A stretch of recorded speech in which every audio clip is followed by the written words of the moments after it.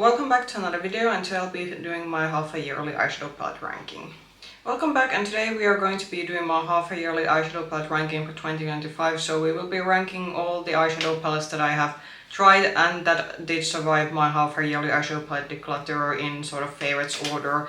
These ranking videos are meant to be just for fun. Definitely if you don't want to see this kind of big eyeshadow collection ranked or just generally displayed, then this is probably not going to be a video for you. These are purely meant for entertainment purposes. I have bought almost all of these palettes except one that was gift from my younger brother as a Christmas present, but there's like no PR or that kind of thing here. I majority buy my own makeup. I occasionally do get gifts from family and friends, but most of it I have like bought myself. If there's any outside noise that you're hearing, sorry about that one. There is a construction work on our neighboring apartment, so that you might be able to hear it on the background. I am doing some pre-filming. I am in a bit of a hassle during this week trying to get edited the videos that you will be seeing during the week that I am filming this and in the week afterwards, because my husband and I will be having our annual holiday trip abroad, so I obviously do want to have some content for you even though I am traveling. So we are doing a bit of pre-filming, so when you will be seeing this, I think I'll be posting this first and then the Peelers review video that I'm filming afterwards, like at the end of next week. So you will be seeing, I think, this by the time that I am actually still traveling or I'm just returning home. So yeah, that's just something to consider. If I rank a palette that is favorite palette of yours more lower, or you hate a palette that I rank very highly, that's alright. This is all a very subjective opinion based on my sort of own experiences with these eyeshadow palettes and from the viewpoint of my sort of how I like to use my eyeshadows. And I think lastly, one thing you should also consider that since I have done my half-a-yearly declutter, even though some of these do rank lower, I still do like these palettes in general. So if a palette makes it through my declutter and I will rank it in these ranking videos, that means that the palette still had something good going for it, which is why I still have it in my collection. But anyway, that was a bit of a intro and sort of a disclaimer for this one, and let's start ranking the palettes. Altogether, as you have seen from the title, we have 18 palettes so far. If you don't see a palette here that you will be later on seeing reviewed on my channel, that is because I have yet to try the palette, or I'm currently trying the palette in my rotation. For example, the newest Kosmetics palette and then Rain palette that are currently on my makeup rotation tripod. Those are obviously not going to be included because I haven't yet tried those out properly in order to test them and sort of form my opinion about them, how they place within my palette collection. But let's start ranking the palettes. So we have my piles in front of me and there's post-it notes all around, so I am able to keep up. You will be seeing also the palette number like up in this corner, so if for some reason I mess up with my calculations or I have written wrong numbers in my notes for some reason, you will see the right order in this corner based on the number, and then I will be putting the whole list in the description box. So at the place 18 last is this one. So this is one of the smaller Morphe palettes that I did decide to keep in my collection. So this was the variation out of price. I do think this was, and I said this on my review, it's a different kind of formula for Morphe, but I don't necessarily think that was this much better than the previous formula they had. They definitely did something fun with the bake shades, especially with these Morphe palettes, and that is the reason why I did end up keeping this one. But this one, the out of price version, is the last one because I do think that you don't get a lot of versatility with this one, and it's just kind of, as I said, I do think that despite the reformulation, there is still, I think, a lot to be desired, especially with the mattes in this one. But I do say for drugstore option, this is like a decent or an okay formula. In the place 17 we have the other one, and this is purely because I did like the color store of this one better. So this is the Rich Glitch and this is the cool toned version that was within the smaller palettes. Again, similar complaints about the formula, the matte formula. I think it definitely has its pros and cons. The bake shades in this one, especially I did say that the white shade in this one, if you go through the process of wetting it, it does kind of look a bit special, but overall I just do think that in terms of formulations and color stories I have better things, so that is why also this is ranking relatively low. Then at place 16, this was actually in my neutral palette sort of updated favorites video, and I still do like hold what I said in that video true, but it is just that the fact that for the shimmer formula in this one is quite lackluster. So this is the Catrice, the dark cocoa palette, and this I do say that in terms of matte formula, this is like the best I think that Catrice has produced like so far. I do think for the mattes this is a very nice option for especially European drugstore. But the shimmers in this one, even though they kind of did look sparkly in the pan, somehow when you lay them on your lid, the sparkles kind of disappear and you end up having this almost like satiny kind of effect. So for the mattes, this would actually rank much higher, but because the shimmers and because this actually has only few shimmers, this is ranking relatively low. And also it's still a small, quite basic neutral palette, and I do have more interesting things, so that is why this is in the place. Was it 16? Yeah. So in the 15 we are having our first K-beauty, so this is the Rom&nd Fuchsia. Was this the one? 07 Fuchsia Garden. So I do think in terms of versatility this is actually pretty good. You do kind of get nice gradients from light to deep shades. What is dropping this considerably is that this has one of these adhesive glitter shades. With these Rom&nd palettes you are actually able to put the glitter shades on their own on your lid because the adhesive in them makes them stick, but I just don't like the process of taking the adhesive shimmers off. And also why this is ranking lower is that while this does have quite a bit of versatility for being a small palette, it is still like in terms of formula I think very what I would say it's like a good drugstore formula, but again there are like better formulas in my collection. But I do think that if you've been eyeing these Rom&nd palettes, like I would still like grab them because I do think for price these are pretty nice if you are okay with the fact that all of these do almost have this sort of adhesive glitter shade. Then we are heading to the place number 14. So this is the Glamshop Creme de la Creme palette. This was their holiday release from last year. And while I do actually appreciate for the fact that this is a neutral palette that does kind of have quite special undertones going for it, the shimmers in this one are almost more satiny leaning. They aren't these like very sparkly shimmers, what is especially something that I am looking for with a indie palette. I also did notice when I was trying this out that this pulls quite light. You do get a few shades here that you can build depth with, but you do have to like build up quite a few of the shades to have a very sort of more deeper look. For fair skin this could actually be a very good like everyday neutral palette if you're into this kind of very easy, more sort of fair toned down neutral look and you don't want any of these like super chunky texturizing shimmers. But for me, for what I prefer from indie brands, like it's a very nice palette if you are into this kind of color story and formula, but for me, from indie palettes, I want a bit more. I still do, as I said, like this, and I do think that some of the undertones that this neutral has are quite unique for my collection. Then we're getting to the place 13, which is this one. So this is the Glossgods Molten Metals palette. This is also a holiday palette from last year. If you're wondering why we have some holiday palettes from last year, it is purely because Christmas time tends to be the time that I go a bit ham with my makeup purchases, and every year with December we seem to have this odd situation that I find myself in, that I have been buying so many holiday collections that I don't just have enough time to review them during the holiday season. So that is the reason that we are having them in this year's ranking. I didn't have time to try these out during last year. But this was actually the Molten Metals from Glossgods. It was the first palette that they did this in 10-pan variation. They recently came out with a summer collection that has more palettes in this variation. I did say in my review that this had very impactful shimmers, and that can go two ways. Either you're gonna love these shimmers, but I do think for some these might be a bit too much. They do kind of feel a bit heavy when you lay them on the lid, and they can crease or texturize your eyelids if you have creases or very textured eyelids in general. So I don't think the shimmer formula in this one is for everyone. Also, I do think in terms of the mattes we could have a bit more like versatility, because I do feel that especially these three browns over here, I don't think they look different enough to be included in a palette that has like only 5 mattes to it.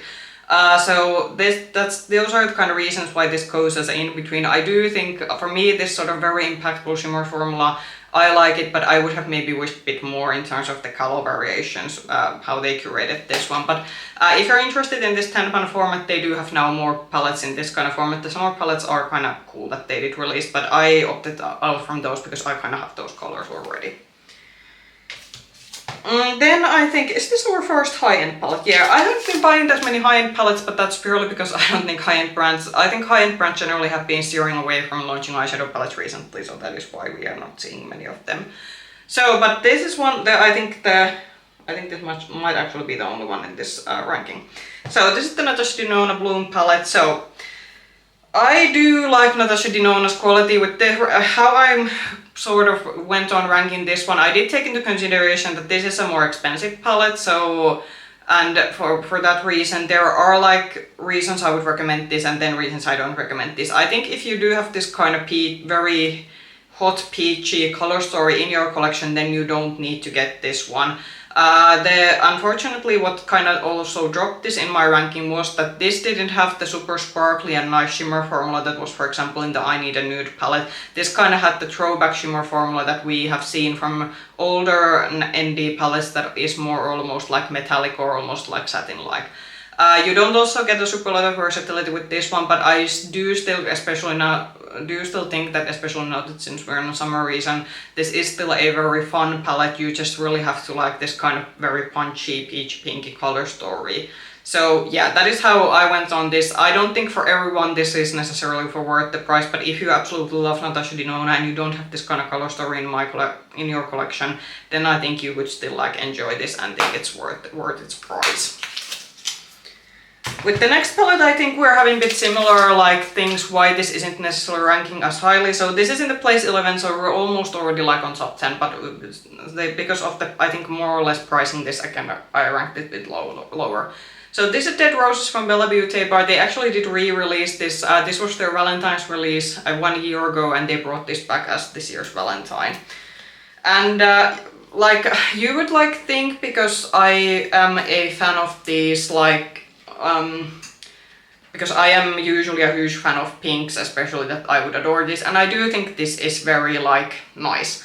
But bellabeautébar's palette, because these have a lot of these special shades, these are quite expensive for indie palettes, and sometimes I can like accept a more higher price tag for indie palette if I feel that the color combinations and the formulas are very spot on. But with this one, a lot of these shades, the mattes were quite pigmented and blendable, but a lot of these mattes were so blendable that when you kind of blended them together, you couldn't really separate that you were wearing different matte shades. And with this kind of palette that is so pricey, I really don't want my mattes to do that you kind of look that you only have like one single matte shade on your crease. Similarly, these shimmers, these are very impactful special shimmers, but a lot of these are more of this kind of chunky textured shimmers. So some of these did crease on me when I wore this, especially for a longer time. So for me, I do think that, well, generally the quality of this is very good. There are still things that make me consider that I wouldn't necessarily like, this didn't make me go and that I want to get another bellabeautébar palette immediately. If they come out with a color story that I like in the future, then I might try again, but because they are more highly priced, it is one reason why I'm kind of thinking that this was nice, but I don't know was this necessarily worth. I think I paid like somewhere around 70 euros for this one, so still not sure would I say this was worth its price completely. But if you do end up buying it from bellabeautébar, the quality in general is nice, but just consider that you might get similar things from other indie brands with less of money. So we are now on top 10, and on top 10 we are actually having indie brand that shows that you can do good makeup with less of money. This is the Garfield collaboration from Glamlite. I managed to get this on sale on Monolith Shop. So I was like surprised, like this kind of very, like I like my neutrals, but this sort of red-orangey leaning neutrals color story, for some reason it's not the most appealing one for me from like all the neutral color stories that you can think of. But this was very surprising. In the swatches of this one I was kind of going that okay, it's okay, but let's see. But actually when you started using the shades on your eyes, it was everything just went in together quite well, and the matte quality actually when you start using it to your eyes was actually quite nice. But especially why this perhaps is bumped up quite highly is that the shimmers in this one truly are quite special. There are a couple of more duochrome shimmers here, but these are just very sort of smooth, sparkly shimmers that I do think a lot of people would enjoy. This did have a bit more versatility to it perhaps than what I was initially expecting, but you are gonna come out with some kind of warm color story. I did manage to create one color story that was a bit more like cool leaning with the blue shade, and then because there is this one sort of purple leaning like duochrome shimmer here, so you could kind of do almost a bit more cooler tone variation, but most of the looks you're gonna do are quite warm. But if you're looking for something inexpensive from indie to try for summer, I do think if you're still able to get this one, this could be very good. And I have noted that this has been on sale on quite many Glamlite retailers. Then on spot number 9 we're having another Glamlite palette, and this is a bit higher because this had a bit more versatility than the Garfield one. So this was the Wonka collaboration. I think this is from this year. Glamlite has been coming out with quite a lot of collaborations, so it's a bit hard to keep up that what have come in which time. So this is a palette that you can kind of think of half and half, or you can of course mix and match. So this is essentially has a more neutral side, and then you have this very purple side. Why this is still ranking like I think to the like bottom half of top 10 for me was that I did feel that especially with the more purple side we did have some shimmers and mattes that kind of did end up looking samey on the lid, even though it is kind of like a 9 pan, but they could have maybe tried to do something to differentiate some of the shades a bit better. I do think if you've been eyeing this is a very good palette if you're someone especially who wants to have your like neutrals but you want to dabble in especially to purple colors. This could actually be a good palette to start out, and again because this is Glamlite it is very inexpensive. Like this goes for around I think 40 euros or so. I think I've seen this being retailed for, so for indie brand this is more like perhaps accessible in terms of pricing. Then I think a palette that I think would have been my #1 palette for this year unless we would not have had the issues that I had with the matte formulas of this one, and this was I think the biggest disappointment compared to the expectations that I had for this year, even though it is still ranking on what spot we are on, number 8. So this is the Lovers palette from Cosmic Beauty. I am a big fan of Cosmic Beauty. There will be one palette that we will be seeing ranking above this one, which just shows how well this brand is currently doing. But with this one, I don't know what happened. So I have to be careful. One of the shades, it's the shimmery deep green one. It kind of broke in the transit, so I do have to be a bit careful because I did try to press it. Oh wait, we're getting shimmer over my pants, but that's okay. So in terms of shimmers, this is the best that Cosmic Beauty has produced. These are like very sparkly. We do have I think 1 or 2 duochromes in this one, and overall just that with the shimmer formula they absolutely nailed it. And for shimmers this would have probably been like my #1 palette for this year. But I don't know what happened with the mattes in this one. It could be that I got a bad batch. That's always can happen with eyeshadow palettes. Cosmic Beauty is known for the fact that they do these hard to formulate colorful pastel and just like colorful shades in general very well at a more, I wouldn't say like necessarily affordable, but at a more decent price point compared to maybe some other indie brands. However, with this one, with a lot of these pastel shades, unfortunately I had to do a lot of building to get some of these to work out. And I'm just like thinking, because I did see a lot of reviews of this one from people who got this on PR and also people who bought it. And I feel that I might have been the only one who got a bad variation or something, but it's just that the quality in terms of the mattes, it's not what I have come to expect from this brand. I did still end up keeping this one because I do adore the color story, even though I have to work with this one more than I would have liked to compared to the other palettes that I have from this brand. But it is still a beautiful color story and shimmer, so that is why it's still ranking within my top 10. But if the mattes would have worked as well as other mattes from this brand, then I think we would have been seeing this like already much higher. As I said, there was one casualty, the dark green shimmer, but that was due to transit. That's not the brand's fault. Then a palette that I think is ranking surprisingly high, and this is actually one of the palettes that did make me think that I want to try out more from this brand. So I tried my first Nomad palette. This is the Fairy Tale Europe palette. In terms of packaging, this would probably be my #1 palette. So if we'd be ranking this purely based on packaging, this would probably win. This is truly like beautiful. I don't know how they did it. And if this would have had colorful mattes, again, I think we would have seen this within top 5. So we are on place number 7, I think. Currently, you will again follow the numbers on the corner to get to know where we are currently. So if I really do think that with colorful mattes, this would have ranked higher. I do think that, especially considering again that Nomad isn't the most expensive of indie brands, the shimmers in this one, very beautiful, very sparkly. The matte quality also in this one, very soft and easy to work with. I did feel that with the deeper shimmers you did have to kind of build them up a little bit more, because those did kind of do a thing that they almost kind of blended away, but that's just a very nitpicky thing. I truly think that if you've been eyeing Nomad and you want to try them, and for example you don't mind the fact that this has neutral shimmers and colorful mattes, I do think you're gonna love this palette. It is just, I think, very beautiful, and I do kind of like that we get a bit different textures with the shimmers.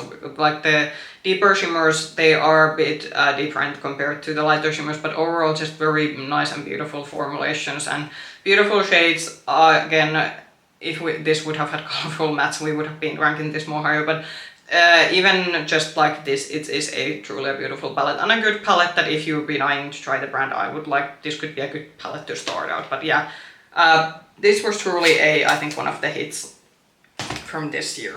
Then number 6, and this again I think is the best thing we have seen from this brand, I think, so far. So this is from Glamshop, and this is the Z FIOLETEM collection. This was their fall collection from last year.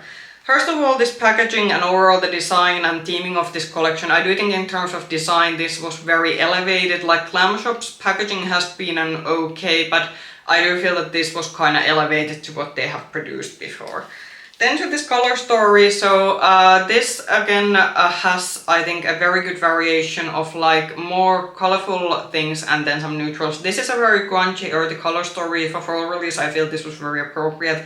And for me, this was a very good like purple palette that had actually a few purples, and then you had like other shades to complement the purples, because I'm, for example, not a person who would like really need an all purple palette for my sort of makeup preferences. I am good if I get a couple of purple shades with other things.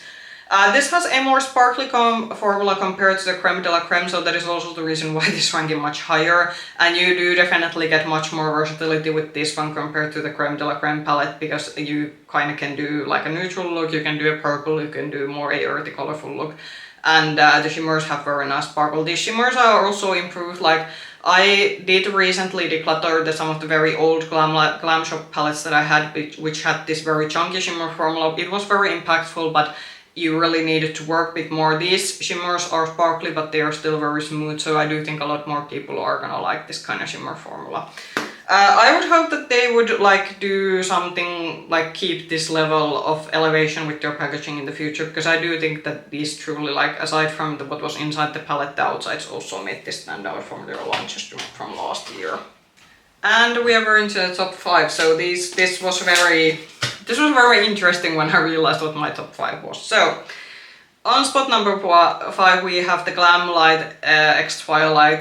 This was the Team Jacob palette. Like I think I did say it on my review, I wasn't a Twilight fan when the movies came out. I was definitely a target group of the movies, but I found them just very cringy. I was generally not a fan of these like pre-teen teenage movies that launched during that time when I was that age.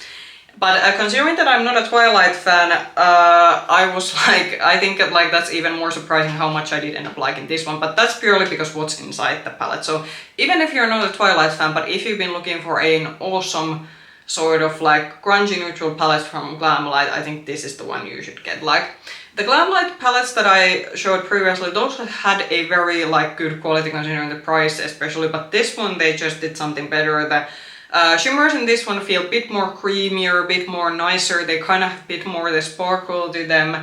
The mattes in this one also warrant kind of, because Glamlite is definitely, their matte formula is usually a bit drier compared to some other eyeshadow formulas, but they are able to do the dry formula in a way that it doesn't still like work out patchy on your eyelids, or it isn't like hard to lay or work out. But with this one even the mattes felt kind of more smoother compared to other palette.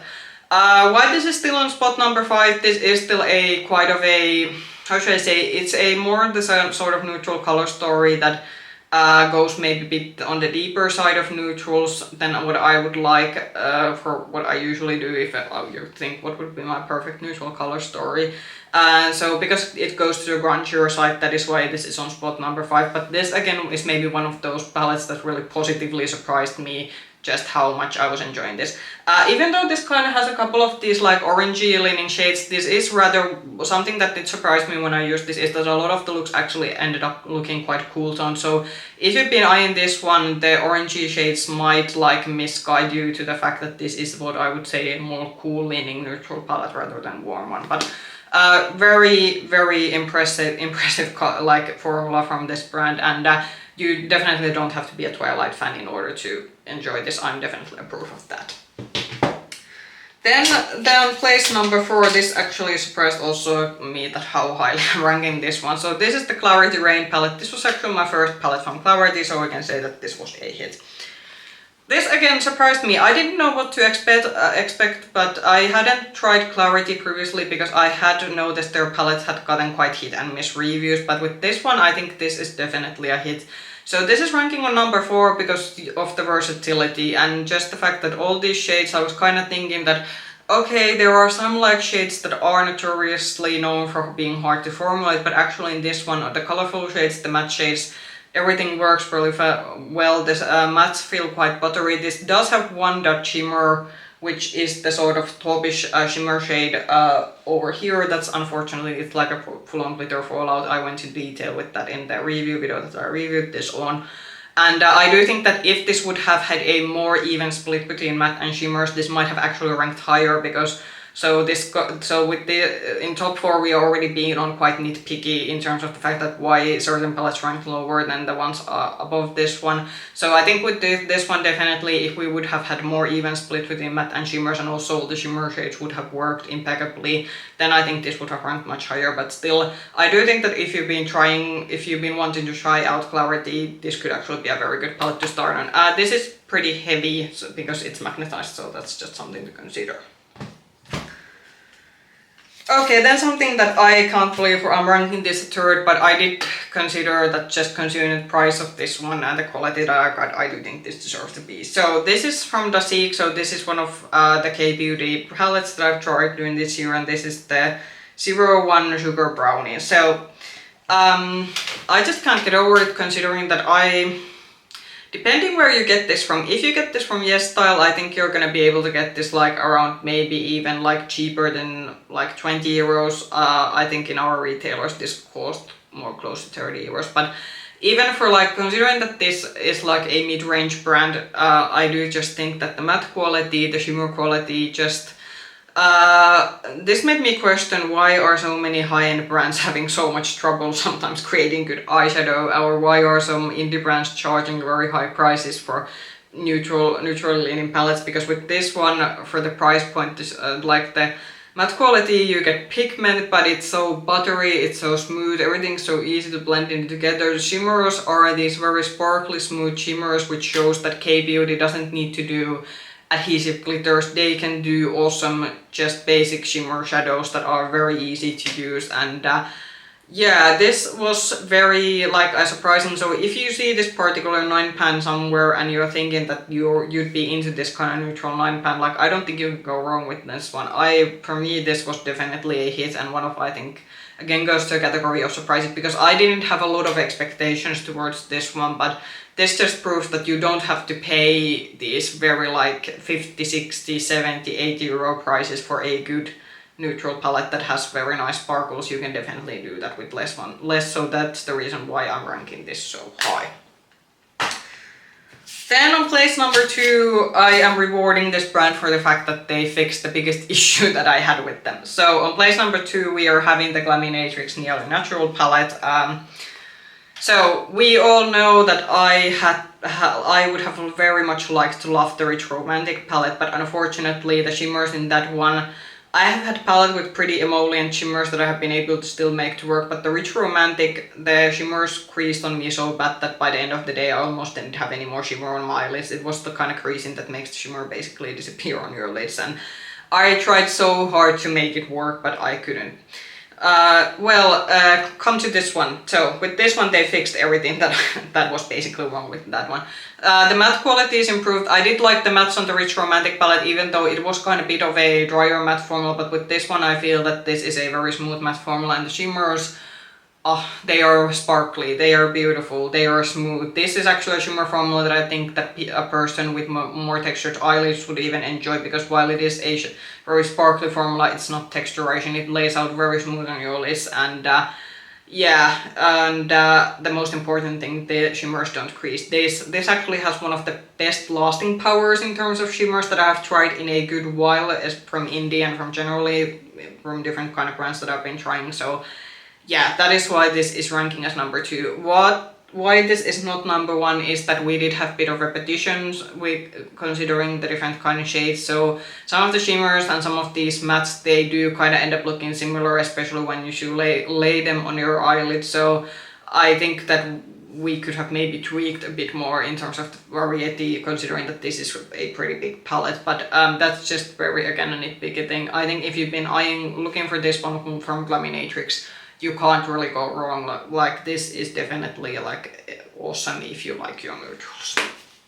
And the number one palette, you're probably not gonna be surprised if you have seen any of my videos of me talking about this one, because this is truly spectacular. So Cosmic Beauty Neutrals, this just shows how good this brand is and what kind of beautiful things they are doing. So I've always said that this palette inspires me endlessly, and I will like hold my truth to that, because for a neutral palette, like dang, like I'm already like, when I got this and when I reviewed this in the beginning of the year, I was thinking that why didn't I get this myself last year? So this was one of the palettes that was gifted to me by my brother. I got this as a Christmas present, and because I got it as a Christmas present, I didn't have time to review it during last year.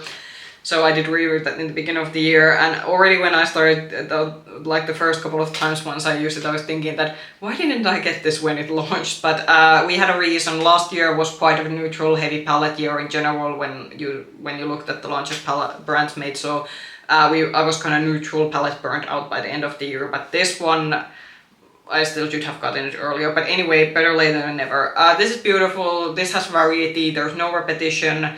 The shimmers in this one, even though they are not as sparkly as in the Lovers palette, they are still very beautiful. We kind of have different kind of shimmers. There's some multi-chromes, we have some more taupery shades, but everything just works together beautifully together.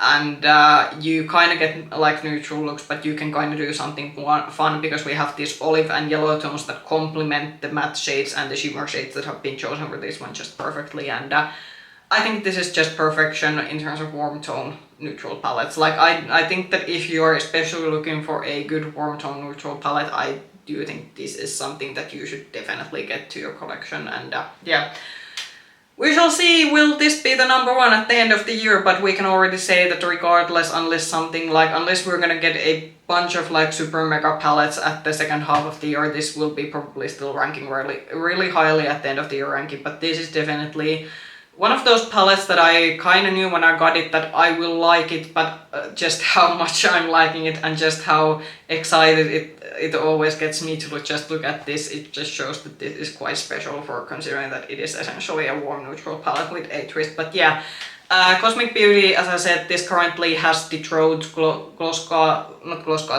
because Odensai used to be my favorite like indie palette altogether. However, they have had in recent years the issue that their quality hasn't been consistent across their palettes. They have had some batch issues, but Cosmic Beauty is currently able to consistently, well, not consistently, because the Lovers palette, I did say, we have had some issues with the mattes, that's why it's not the first one, but this is, at least except for the Lovers palette, so far they have been able to do very consistently these very interesting color stories at a very decent price point.